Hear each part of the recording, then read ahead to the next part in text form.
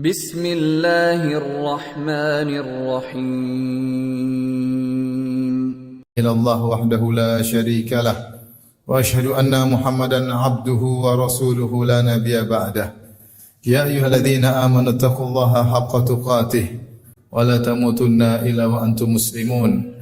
Fa in asdaqal hadithi kitabullah wa khairal huda huda Muhammadin sallallahu alaihi wasallam. Wa syarrul umuri muhdatsatuha wa kullu muhdatsatin bid'ah wa kullu bid'atin dhalalah wa kullu dhalalatin finnar. Ma'asyiral muslimin, usikum wa nafsi bi taqwallah faqad fazal muttaqun. Sungguhnya Allah berfirman dalam surat At-Taubah tentang orang-orang munafikin, orang-orang kafir yang munafik dalam dua ayat. Allah berfirman, "Fala tu'jibka amwaluhum wala auladuhum innama yuridu Allahu liyu'adzibahum biha fil hayatid dunya wa tazhaqa anfusuhum wa hum kafirun."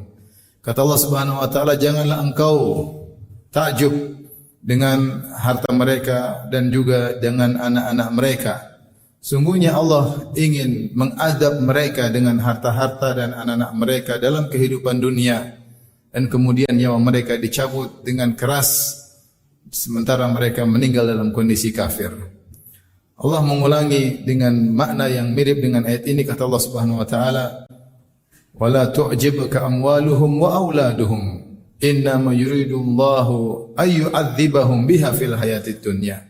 Janganlah engkau takjub dengan harta-harta mereka dan anak mereka. Sungguhnya Allah ingin mengadab mereka dengan harta-harta dan anak mereka di dunia, dan nyawa mereka dicabut dengan keras sementara mereka dimatikan dalam kondisi kafir.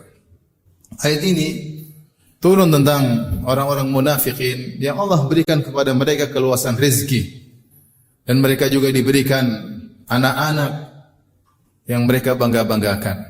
Namun Allah sebutkan ternyata harta yang mereka memiliki yang banyak tersebut dan anak-anak yang mereka bangga-bangga tersebut ternyata menyiksa mereka. Ternyata menyiksa mereka. Bukan mendatangkan kebahagiaan bagi mereka, justru menyiksa mereka. Makanya Allah mengatakan, jangan kau takjub dengan harta dan anak mereka. Kenapa? Innama yuridullahu liyu'adzibahum biha fil hayatid dunya. Hanyalah Allah memberikan harta-harta yang banyak, anak-anak yang banyak kepada mereka, bukan karena Allah cinta kepada mereka. Justru Allah ingin mengadab mereka dengan harta-harta dan anak-anak tersebut. Subhanallah. Kita lihat sebagian orang kaya, bukannya dia bahagia, bukannya tentram hatinya, justru kekayaannya membuat dia sengsara. Justru kekayaannya membuat dia hidup dengan tidak tenang. Dan demikianlah orang-orang munafikin, orang-orang kafirin. Apa sisi ketersiksaan yang mereka rasakan di dunia? Di antaranya kata para ulama seperti disebutkan oleh Ibnu Qayyim rahimahullah dan juga diikuti oleh Syekh Sa'di dalam tafsirnya, yaitu mereka tersiksa dalam mencari harta tersebut. Susah payah, kerja keras, banting tulang, bahkan lembur sana sini, mereka tersiksa mencari harta tersebut. Kemudian sisi ketersiksaan, hati mereka benar-benar terpikat dengan harta tersebut. Selalu memikirkan harta, lupa dengan akhirat. Lupa bahwasanya sebab kebahagiaan sangat banyak. Benar-benar hati mereka terpikat dengan harta tersebut. Kemudian di antara ketersiksaan, yaitu mereka pun tersiksa ketika harus menjaga eksistensi harta tersebut. Bagaimana harta ini harus dijaga. Jangan sampai hilang. Jangan sampai hilang. Dan kalau ada harta mereka pun yang hilang pun mereka benar-benar tersiksa. Dan demikianlah ketersiksaan terus meliputi diri mereka. Demikian juga tidak pernah ada kepuasan. Kata Nabi SAW, "Lau kana li ibni Adam wadiyani min dhahab labtagha thalithan wa ma yamla'u jawfa ibni Adam illa turab." Seandainya anak Adam diberikan dua lembah emas, maka dia akan mencari lembah yang ketiga, dan dia tidak akan pernah puas sampai mulutnya diisi dengan tanah, yaitu kalau dia mati baru dia puas. Demikian ketergantungannya kepada harta bertambah dan dia semakin tersiksa. Capek mencari harta, sibuk menjaganya, terus ingin bertambah-tambah hartanya, tidak pernah puas dengan harta yang telah dia miliki. Terus demikian sampai meninggal dunia. Sungguhnya dia tersiksa dengan hartanya. Nabi SAW bersabda, Man kanatid dunya hammahu, siapa yang dunia menjadi orientasinya, ja'alallahu faqrahu baina ainaihi, maka Allah menjadikan kemiskinannya di hadapan kedua matanya. Wa farraqa alaihi syamlahu, dan Allah akan cerai-beraikan urusannya. Wala ya'tihi minad dunya illa ma qad qaddara lahu, dan tidak akan datang kepada dunia kecuali dunia yang telah ditakdirkan baginya. Inilah kenyataan sebagian orang yang harta yang harusnya menjadikan sebab kebahagiaan, dia menyangka dia bahagia dengan harta tersebut, ternyata dia malah sengsara. Demikian juga bukan cuma hartanya, ternyata anak-anak yang dia miliki juga membuat dia sengsara, tersiksa.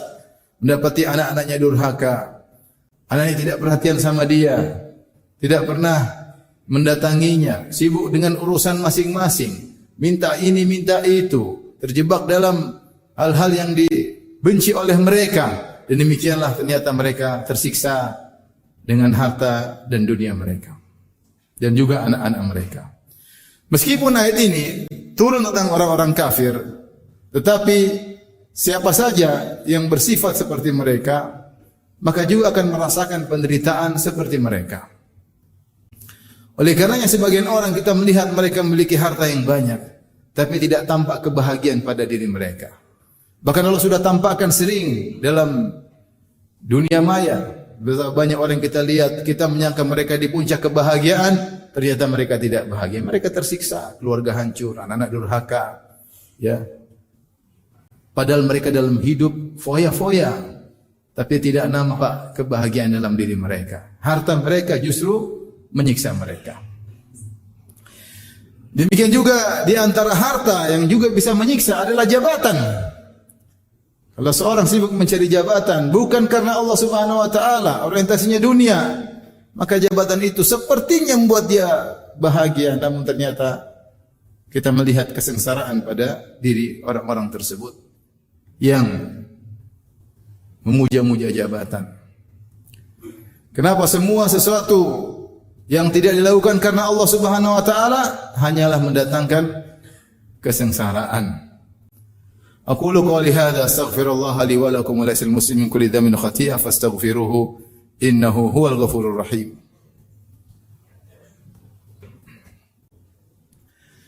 Alhamdulillahi ala ihsanih, syukru lahu ala taufiqihi wa amtinanih, asyhadu an la ilaha illallah wahdahu la syarika lahu ta'ziman li sya'nih, wa asyhadu anna Muhammadan abduhu wa rasuluhu da'i ila ridwanih. Allahumma salli alaihi wa ala alihi wa ashabihi wa ikhwani. Ma'asyiral muslimin, adapun orang yang beriman yang menjadikan akhirat adalah orientasinya, maka harta dan anak-anak adalah sumber kebahagiaan. Al-malu wal banuna zinatul hayatid dunya. Sungguhnya harta dan anak-anak adalah perhiasan dunia. Ya. Rasulullah SAW ketika mengutus Amr bin As radhiyallahu anhu untuk menjadi pemimpin perang, maka dia berkata, ya Rasulullah, aku tidak ingin mencari ghanimah. Rasulullah bilang, supaya kau dapat ghanimah. Kata dia, saya tidak perang untuk mencari ghanimah. Maka Rasulullah nasihati, sungguhnya kalau kau dapat ghanimah, kau gunakan untuk kebaikan, maka itu yang terbaik. Kata Rasulullah SAW, wahai Amr bin As, ni'ma al-malus salih li rajulis salih. Sungguhnya sebaik-baik harta yang baik jika dimiliki oleh seorang lelaki yang saleh. Kenapa harta tersebut akan digunakan untuk mencari pahala sebanyak-banyaknya, untuk mencari kebahagiaan. Bahkan Rasulullah SAW mengatakan, la hasada illa fitnatain, tidak ada hasad kecuali kepada dua orang. Yang pertama adalah seorang yang berilmu, yang mendakwahkan ilmunya. Yang kedua kata Nabi SAW, rajulun atahullahul mal wa huwa yusallituhu ala halakati fil haq. Seorang yang Allah berikan harta kepadanya, kemudian dia habiskan hartanya untuk kebaikan. Orang seperti ini berhak untuk kita cemburui. Kenapa? Dia menggunakan hartanya untuk kebahagiaannya. Lihatlah orang-orang yang rajin dermawan karena Allah Subhanahu wa taala. Mereka semakin bahagia dan semakin bahagia. Bahkan kecanduan untuk bersedekah. Kalau mereka tidak bersedekah, mereka merasa gelisah. Kenapa? Mereka tahu ada kebahagiaan yang hilang dari diri mereka. Bagaimana tidak? Al-jaza' min jinsil amal. Balasan sesuai dengan perbuatan. Ketika seorang yang mengeluarkan hartanya di jalan Allah Subhanahu wa taala untuk membahagiakan orang lain, maka Allah akan berikan kebahagiaan pada dirinya. Maka jadilah hartanya adalah sumber kebahagiaannya. Demikian juga anak-anaknya. Ketika dia mendidik anak-anaknya dengan baik, dengan harta yang halal, yang dibangun di atas orientasi akhirat, dia didik anak-anaknya, maka jadilah anak-anaknya anak-anak yang berbakti. Jadilah setiap anak yang dia miliki mendatangkan kebahagiaan. Dia pandang anak-anaknya dengan penuh kebahagiaan. Maka itulah orang-orang yang beriman. Apa kata Nabi sallallahu alaihi wasallam? Wa man kanatil akhiratu hammahu. Siapa yang akhirat merupakan orientasinya, ja'alallahu ghinahu fi qalbih, maka Allah akan jadikan kecukupan, kekayaan dalam hatinya. Wa jama'a lahu syamlahu, maka Allah akan gabungkan, padukan urusannya, tidak ada yang tercerai-berai, dia mudah mengurus segalanya. Wa ta'tihi dunya wa atathu dunya wa hiya raghimah, dan dunia akan datang kepadanya dengan dalam kondisi tunduk. Meskipun dia tidak mencarinya dengan tamak, tetap akan datang dunia tersebut kepadanya. Inilah orang yang beriman, yang mengetahui bahwasanya ketakwaan akan mendatangkan keberkahan. Makanya Nabi SAW bersabda tentang dua orang yang melakukan jual beli. Kata Nabi SAW, wa in sadaqa wa bayyana burika fi bai'ihima. Jika kedua orang tersebut yang melakukan transaksi atau akad jujur dan menjelaskan kekurangan-kekurangan aib-aib barang dagangan mereka, maka Allah akan beri berkah atas transaksi mereka. Meskipun mungkin untungnya sedikit. Sepertinya untungnya cuma sedikit, saking jujurnya. Tapi ingat, di balik keuntungan yang sedikit tersebut banyak keberkahan. Dan sebaliknya, wa in kadzaba, jika mereka berdua ternyata berdusta, wa katama, dan menyembunyikan aib-aib barang, muhiqat barakatu bai'ihima, maka akan dicabut keberkahan transaksi mereka berdua. Untungnya banyak tapi tidak berkah. Tidak berkah. Kelihatannya banyak tapi tidak berkah.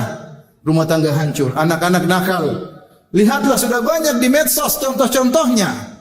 Orang-orang yang tidak bertakwa kepada Allah, mencari harta dengan cara yang haram, sogok menyogok, maksa memaksa, korupsi dengan cara yang haram, artis-artis, nyanyian-nyanyian, membuka aurat, cari harta dengan cara yang haram. Lihat bagaimana kehidupan mereka, lihat bagaimana anak-anak mereka. Kita khawatir harta mereka dan anak-anak mereka bukan membahagiakan mereka, tetapi justru menyiksa mereka di dunia. Oleh karenanya, ma'asyiral muslimin, bertakwalah kepada Allah Subhanahu wa taala. Berusaha cari yang halal agar harta kita membahagiakan kita, bukan menyiksa kita. Agar anak-anak kita menjadi sumber kebahagiaan kita, bukan menjadi sumber penderitaan kita. Inna Allaha wa malaikatahu yusalluna 'alan nabi, ya ayyuhalladzina amanu sallu 'alaihi wa sallimu taslima.